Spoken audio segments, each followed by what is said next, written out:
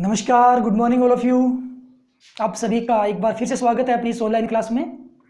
कल तक हमने बात की थी परमाणुीय भौतिकी की और आज अपने पास एक नया चैप्टर है, लेसन नंबर 15 नाभिकीय भौतिकी। और ये लेसन नंबर 14 और 15 दोनों मिलके 6 नंबर का है आरबीएससी बोर्ड के अंदर अपने मेन एग्जाम में। तो इस लेसन में अपने सबसे पहले बात करने वाले हैं कि ये नाभिक क्या होता है। तो इससे पहले अपने लेसन नंबर 14 में पढ़ चुके हैं कि नाभिक जो होता है वो 10 की पावर -15 मीटर की कोटि की त्रिज्या का एक गोलाकार भाग होता है। जैसे ये अपने पास एक गोलाकार भाग हो गया और इसकी जो त्रिज्या होगी वो कितनी होगी, 10 की पावर -15 मीटर।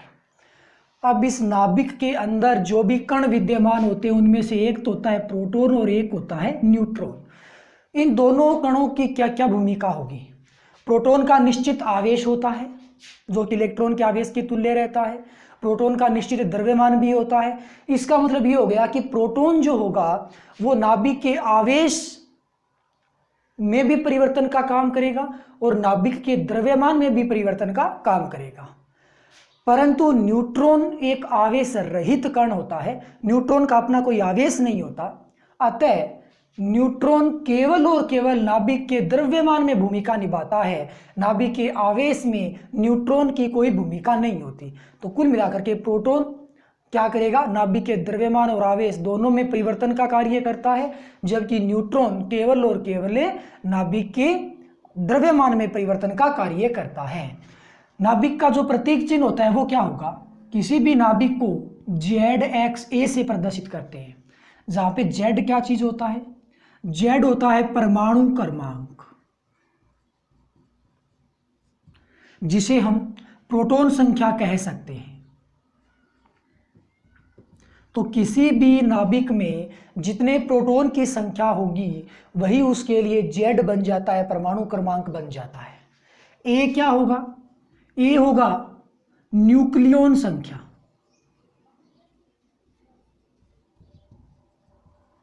इसको परमाणु द्रव्यमान भी कहते हैं, या परमाणु भार या नाभिक का जो भी भार है वो भी कहलाता है। तो कुल द्रव्यमान होगा ए, तो इसको हम क्या कहते हैं, परमाणु द्रव्यमान। ये कुल द्रव्यमान बन गया यहाँ पे तो एक क्या बन गया, न्यूक्लियॉन संख्या या परमाणु भार या परमाणु द्रव्यमान, और Z क्या होगा, परमाणु क्रमांक या प्रोटॉन संख्या हो जाएगा। X क्या है, X उस नाभिक का नाम है। जैसे अपने पास हाइड्रोजन है तो हाइड्रोजन को हम क्या लिखेंगे, 1H2 लिख दिया। मान लो 1H2 है अपने पास, तो इस हाइड्रोजन के अंदर कितने प्रोटॉन हैं, प्रोटॉन ये जो नाभिक के बेस में जो होता है, पैरों में होता है, वो प्रोटॉन संख्या होता है। यानी कि इसमें जो एक है वो तो इसमें प्रोटॉन संख्या है और दो यहाँ पे कुल न्यूक्लियॉन संख्या है, ए का मान हो गया। तो भाई नाभिक में तो प्रोटॉन और न्यूट्रॉन दोनों होते हैं। तो प्रोटॉन की संख्या तो अपने स्पष्ट देख सकते हैं कि जो भी नाभिक होता है उसके बेस की जो संख्या होती है प्रोटॉन संख्या होती है।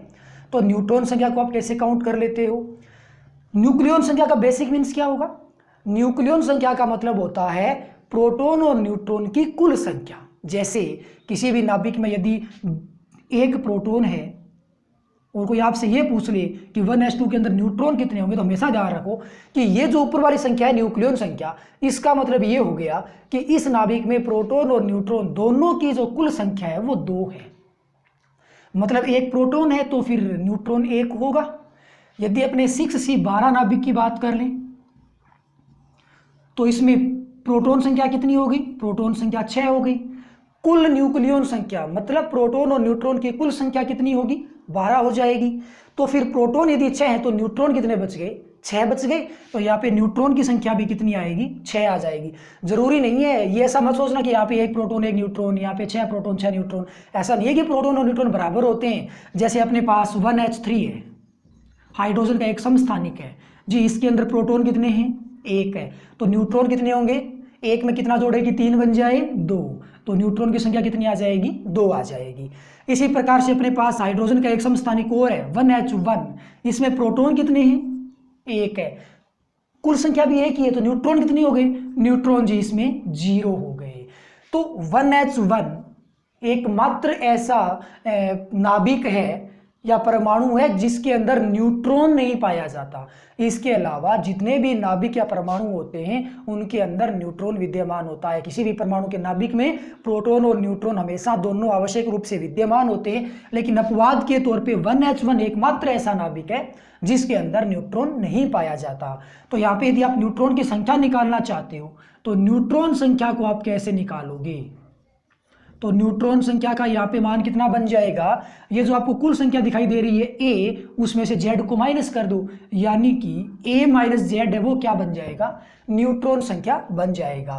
तो यहाँ पे ए कुल संख्या, जेड प्रोटॉन संख्या और ए माइनस जेड है वो क्या हो जाएगा? न्यूट्रॉन संख्या हो जाएगा। जैसे 12 माइनस 6 न्यूट्रॉन संख्या आ गई 6, 3 माइनस 1 न्यूट्रॉन संख्या आ गई 2, 2 माइनस 1 न्यूट्रॉन संख्या आ गई 1, 1 माइनस 1 न्यूट्रॉन संख्या आ गई 0। तो ए माइनस जेड है वो यहाँ पे क्या होता है? न्यूट्रॉन संख्या होता है। तो इन चीज़ों का आप थोड़ा सा ध्यान रखोगे। 1H1 एकमात्र ऐसा नाभिक हो गया जिसके अंदर न्यूट्रॉन विद्यमान नहीं होते। तो ये अपने पास नाभिक का आकार कितना होगा? 10⁻⁻15। ये अपने पास एक नाभिक का बेसिक था जिसको हम ZX ए से रिप्रेजेंट करने वाले हैं। अब अपने बात करेंगे कि नाभिक कितने प्रकार का होता है, टाइप्स ऑफ न्यूक्लियस।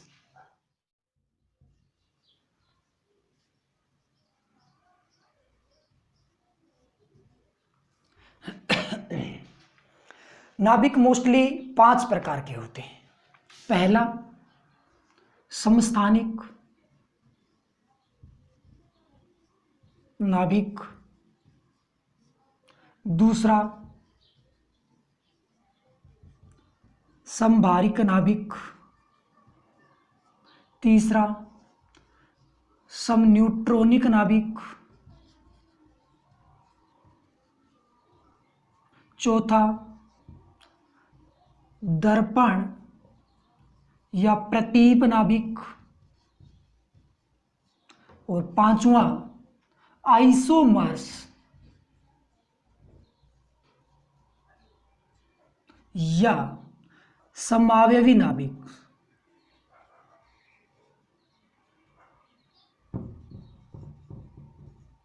ये अपने पास 5 प्रकार के नाभिक हो गए और प्रत्येक नाभिक का हम बारी बारी से अध्ययन करेंगे।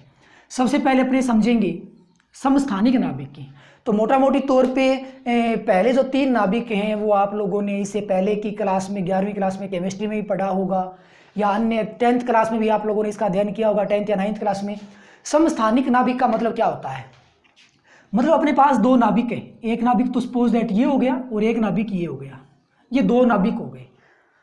यदि इन दोनों नाभिकों का आवर्त सारणी में स्थान एक समान है तो ये दोनों नाभिक एक दूसरे के समस्थानिक नाभिक होंगे। सम मतलब समान, स्थानिक मतलब समान, स्थान। तो आवर्त सारणी जो है, आधुनिक आवर्त सारणी, उसमें यदि नाभिकों का स्थान एक समान है, या तो वो पहले स्थान पे, या वो दूसरे स्थान पे, या वो 10वें स्थान पे, या किसी भी स्थान पे हो, लेकिन दोनों का स्थान है, वो पोजीशन है, वो समान होनी चाहिए, तो उन नाभिक को हम क्या कहेंगे? समस्थानिक नाभिक कहेंगे। जैसा कि हमने थोड़ी देर पहले समझा था कि नाभिक का जो प्रतीक चिन्ह होता है वो क्या होता है? ZXA होता है। ओके, समस्थानिक नाभिक स्थान समान हो और आवर्त सारणी में जो स्थान दिया जाता है वो परमाणु संख्या के आधार पे दिया जाता है, यानी कि प्रोटॉन संख्या के आधार पे दिया जाता है, या यूं कह लो परमाणु क्रमांक के आधार पे दिया जाता है। तो जो भी अपने पास प्रोटॉन संख्या या परमाणु क्रमांक है वो यदि दोनों नाभिकों का समान है, यानी कि Z का मान आपस में समान है, तो उनका आवर्त सारणी में स्थान समान होगा। तो ऐसे 2 नाभिक जिनके लिए प्रोटॉन संख्या समान होती है, Z का मान तो समान होता है, परंतु न्यूट्रॉन संख्या और कुल द्रव्यमान संख्या यानी कि न्यूक्लियन संख्या है वो भिन्न भिन्न होती है, तो उस नाभिक को समस्थानिक नाभिक कहते हैं। हम यहाँ प्रत्येक में 3 भौतिक राशियों की बात करने वाले हैं, 3 कारकों की बात करने वाले हैं। कौन कौन से? Z जो कि प्रोटॉन संख्या होगा, A जो कि न्यूक्लियन संख्या होगा, और N जो कि न्यूट्रॉन संख्या होगा। तो वे नाभिक जिसमें प्रोटॉन तो समान होंगे संख्या में, परंतु न्यूट्रॉन और न्यूक्लियन संख्याएं भिन्न भिन्न होती है, तो ऐसे नाभिक को हम क्या कहेंगे? समस्थानिक नाभिक कहेंगे। एग्जाम्पल के तौर पे आपने समस्थानिक के बारे में तो बहुत सारा सुना है। हाइड्रोजन के 3 समस्थानिक हैं, 1H1, 1H2, 1H3। इसी प्रकार से प्रत्येक परमाणु के अंदर जो भी नाभिक होता है उस नाभिक के बहुत सारे समस्थानिक होते हैं। जैसे मैं हाइड्रोजन वाले की बात कर लेता हूँ, 1H1 और 1H2, मेरे पास ये दो नाभिक हैं, दोनों में प्रोटॉन संख्या समान है, 1 और 1 है, दोनों में न्यूक्लियन संख्या अलग अलग है, एक में 1 है और एक में 2 है, तो दोनों में न्यूट्रॉन संख्या भी समान है, सॉरी भिन्न भिन्न है। न्यूट्रॉन संख्या इसमें कितनी है, 1 - 1 0 है, और इसमें कितनी है, 1 है, तो यहाँ न्यूट्रॉन संख्या 0 है और यहाँ पे कितनी है, 1 है। कहने का मतलब इसमें प्रोटॉन संख्या तो समान है परंतु न्यूट्रॉन और द्रव्यमान संख्या भिन्न भिन्न हो गई। अतः ये कौन सी कैटेगरी में आएंगे, समस्थानिक नाभिक की कैटेगरी में आएंगे। तो समस्थानिक नाभिक आप किसे कहोगे, वे नाभिक जिसमें प्रोटॉन संख्या तो समान होती है परंतु उनकी न्यूक्लियन संख्या और न्यूट्रॉन संख्या भिन्न भिन्न होती है, तो उन नाभिक को हम क्या कहते हैं, समस्थानिक नाभिक कहते हैं। ओके, एग्जाम्पल के तौर पे बात करें 1H1 1H2, इसी प्रकार से आप और भी मान सकते हो, जैसे यहाँ पे हो गया 1H1 और 1H2। दूसरा यदि आप एग्जाम्पल और लेते हो 6C12 6C13 कर लो, या फिर किसी भी नाभिक के आप समस्थानिक लिख सकते हो, बहुत सारे, आई थिंक आप उसको जानते भी हो समस्थानिक। नेक्स्ट अपनी बात करते हैं समभारिक की। समभारिक क्या होगा, इसके नाम से ही पता चलता है कि अपने पास यदि ये दो नाभिक है, इनका द्रव्यमान समान है, भार समान है, तो इन दोनों नाभिक को हम क्या कहेंगे, समभारिक नाभिक कहने वाले हैं। अब भार समान होने का मतलब न्यूक्लियन संख्या समान होगा, यानी कि ए का जो मान है वो दोनों में इक्वल होगा, दोनों ही नाभिकों में, परंतु जेड और एन का जो मान है वो भिन्न भिन्न होगा, मतलब प्रोटॉन संख्या और न्यूट्रॉन संख्या भिन्न भिन्न होती है और न्यूक्लियन संख्या समान होती है।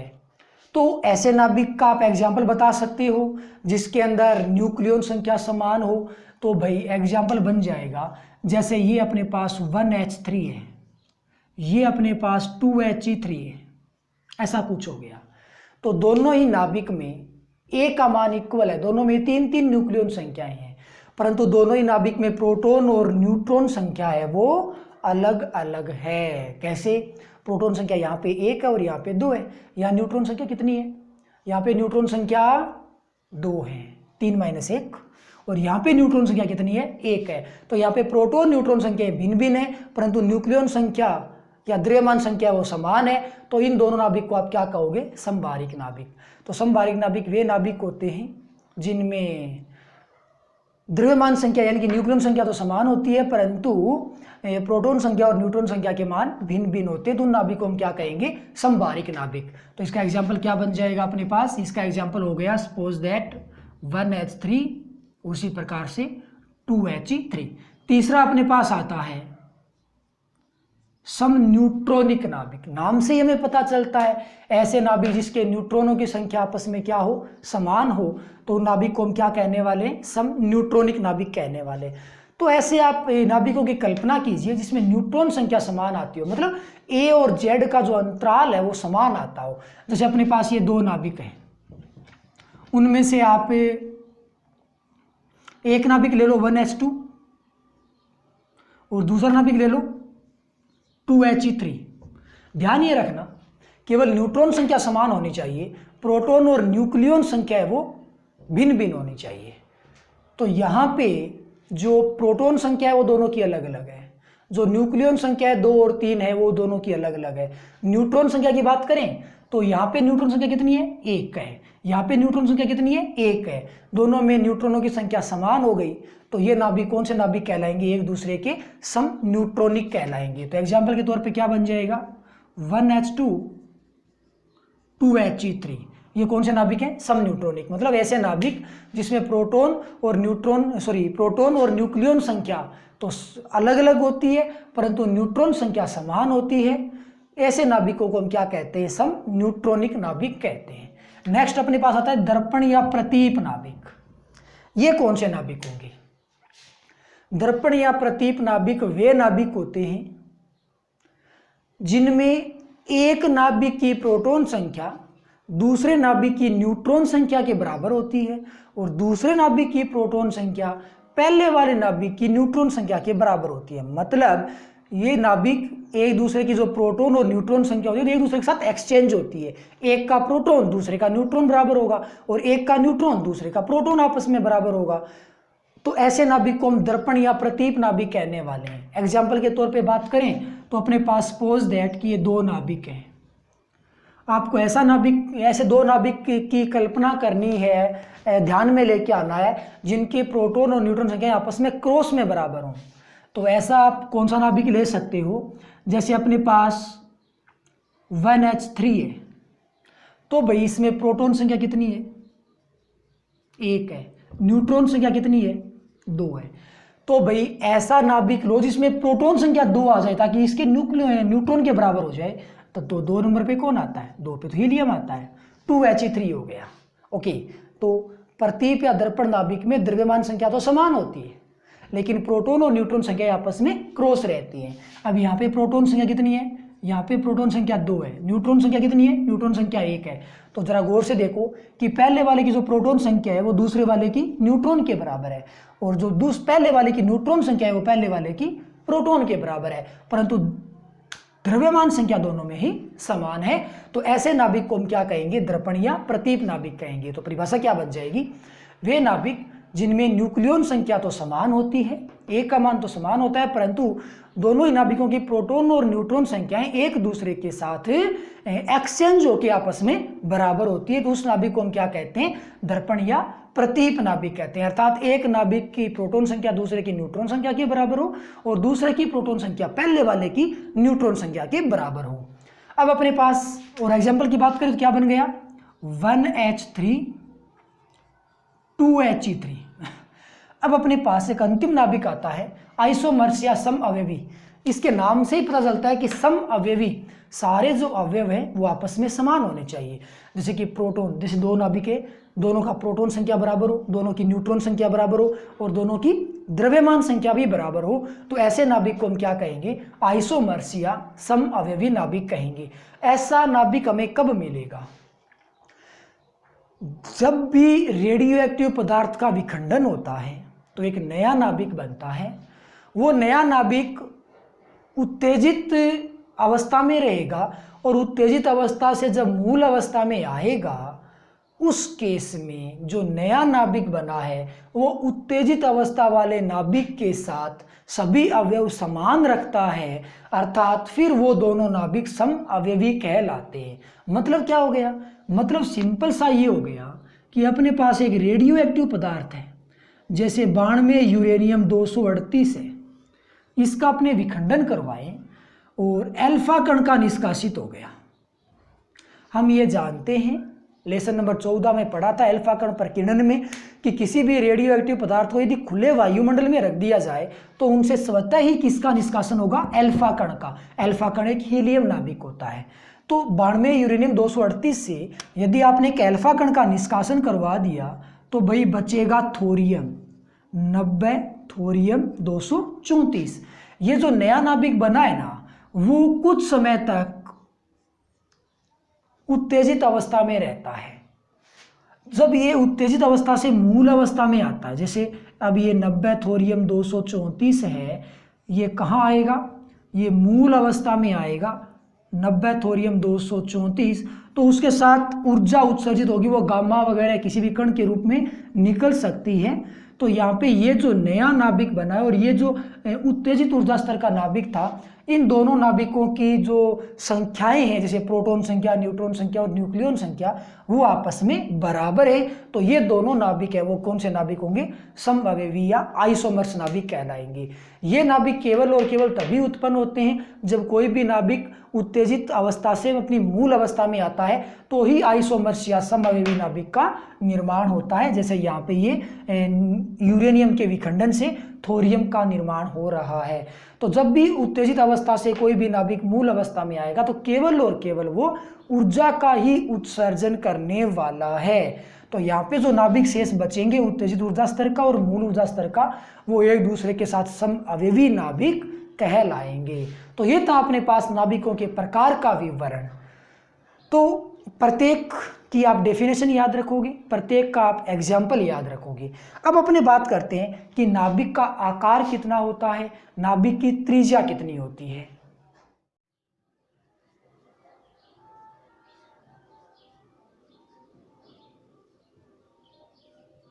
मतलब नाभिक की त्रिज्या कितनी होगी।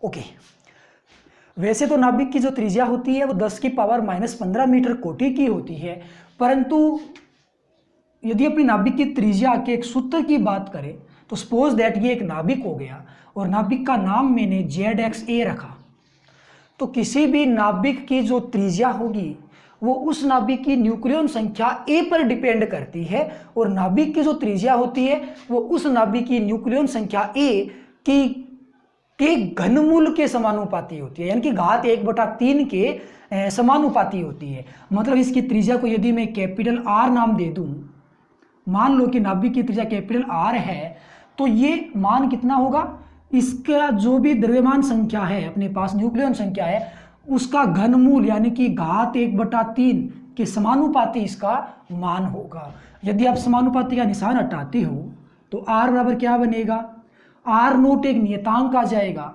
और A की घात 1/3 बन जाएगा।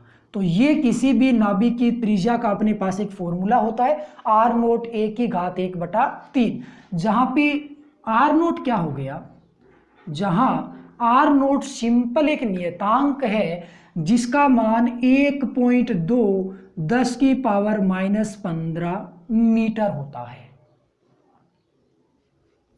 और यहाँ पे 10⁻⁻15 मीटर को एक फर्मी कहते हैं। तो ये कुल मिलाकर के इतना बन जाएगा 1.2 फर्मी, क्योंकि 10⁻⁻15 मीटर जो होगा वो क्या बन जाएगा, एक फर्मी बन जाएगा। तो R0 का मान कितना होगा, 1.2 गुणा 10⁻⁻15 मीटर, और 10⁻⁻15 मीटर को हम क्या कहते हैं, फर्मी कहते हैं। तो कुल मिलाकर के R0 का जो मान है वो 1.2 फर्मी बन जाता है। तो किसी भी नाभिक की त्रिज्या यदि आपको ज्ञात करनी पड़े तो मान कितना होगा, R0 A की घात 1/3। कई बार इसके ऊपर मेन एग्जाम में क्वेश्चन आ जाता है, जैसे अपने पास 13 एल्यूमिनियम 27 है, एल्यूमिनियम एक नाभिक है, 13 एल्यूमिनियम 27, इस नाभिक की हमसे किसी ने त्रिज्या पूछ ली कि नाभिक की त्रिज्या ज्ञात कीजिए, तो हम क्या करेंगे, सूत्र अप्लाई करेंगे, कौन सा, R बराबर R0 A की घात 1/3। A का मान कितना है, न्यूक्लियन संख्या कितनी है यहाँ पे 27, तो R बराबर क्या बन जाएगा, 1.2 10⁻⁻15 इंटू A का मान कितना है 27 है, 27 की घात कितनी करोगे 1/3, तो R बराबर कितना आ जाएगा, ये 3 हो गया ना ब्रैकेट का मान, तो 1.2 को 3 से गुणा किया तो 3.6 10⁻⁻15 मीटर आ गया, या यूं कह सकते हो 3.6 फर्मी बन जाएगा। तो फिर एल्यूमिनियम नाभिक की जो त्रिज्या होती है वो कितनी हो जाएगी, 3.6 10⁻⁻15 मीटर हो जाता है। अब इसी त्रिज्या के आधार पे आप नाभिक का जो आयतन होगा उसका आप मान ज्ञात कर सकते हो। तो नाभिक का आयतन किस प्रकार से बन जाएगा,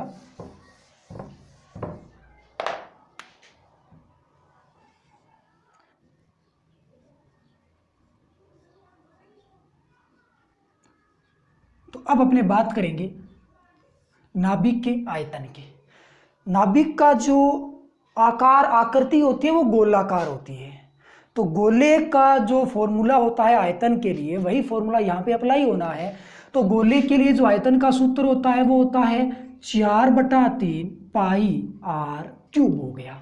तो आयतन यदि हम याद करें नाभिक के लिए, तो नाभिक के लिए त्रिज्या का मान कितना होगा, R0 A की घात 1/3, तो आयतन कितना बन जाएगा 4/3 पाई, और R का मान होगा R0 A की घात 1/3, साथ में घात 3 भी लगा हुआ है, तो कुल मिलाकर के मान कितना बनेगा, R0 की घात तो 3 आ जाता है, इंटू क्या आ गया, A आ गया। तो ये अपने पास एक फॉर्मूला निकल के आया आयतन का। यहाँ पे इंटरेस्टेड बात ये है कि नाभिक का जो आकार है ना वो न्यूक्लियन संख्या के घनमूल के समानुपाती होता है, जबकि उसी नाभिक का जो आयतन होता है वो न्यूक्लियन संख्या के समानुपाती होता है। तो आयतन तो न्यूक्लियन संख्या A के समानुपाती होगा, ऐसा हम कह सकते हैं, क्योंकि ये जो सारी राशियाँ 4/3 पाई R0 ये सारे नियतांक हैं, तो जो आयतन होता है वो न्यूक्लियन संख्या के समानुपाती होता है, जबकि नाभिक का जो आकार यानी कि जो त्रिज्या होती है वो न्यूक्लियन की घनमूल के समानुपाती होता है। तो नाभिक का आकार आयतन के पश्चात एक इंपॉर्टेंट क्वेश्चन यहाँ पे और बनता है, वो ये है, स्पष्ट कीजिए कि नाभिक का जो घनत्व होगा वो एक अचर राशि होगा। मतलब नाभिक चाहे किसी भी प्रकार का, उसका घनत्व हमेशा नियत होता है प्रत्येक नाभिक के लिए, वो हमें सिद्ध करना है। उससे पहले अपने एक चीज़ और देख लेते हैं कि नाभिक का जो द्रव्यमान होगा वो कितना होगा, कैसे उसको हम डिफाइन करेंगे। तो उसको अपने देखते हैं। सबसे पहले नाभिक का घनत्व है, हमें यह सिद्ध करना है कि नाभिक का घनत्व एक अचर राशि होगी, कांस्टेंट वैल्यू होगी, नियतांक होगा। कैसे सिद्ध करोगे? अपने पास एक नाभिक हो गया, ये हम जानते हैं कि ये प्रोटॉन और न्यूट्रॉन से भरा हुआ है। प्रोटॉन और न्यूट्रॉन का जो द्रव्यमान होता है अप्रोक्सीमेट उनका मान है वो समान होता है, इक्वल होता है।